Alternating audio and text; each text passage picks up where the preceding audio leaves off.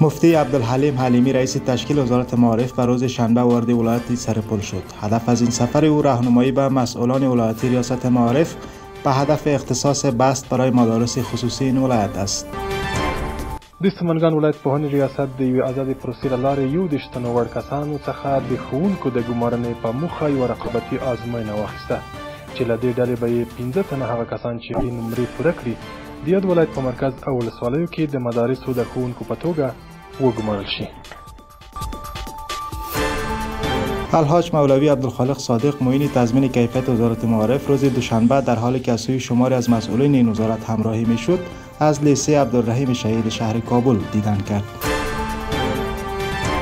څه موده وړاندې د پوهنې وزارت د بشري سرچینو او اداري پراختیا د لوی رئیس مفتي محمد یوسف ساقي په مشرۍ یو پلاوی چې د بغلان، بدخشان، تخار او کندوز ولایتونو د اسلامي زده کړو بنسټونو لپاره د نویو منظور شویو بستونو د بیاکتنې، څارنې او تطبیق په موخه تللی و. یاد پلاوی اوس په ولایتونو کې د کاري پلانونو له تطبیق وروسته کابل ولایت ته راستون شو. جلسه اداری وزارت معارف جهت بحث در مورد مسائل اداری روز سه‌شنبه در مقر این وزارت برگزار شد.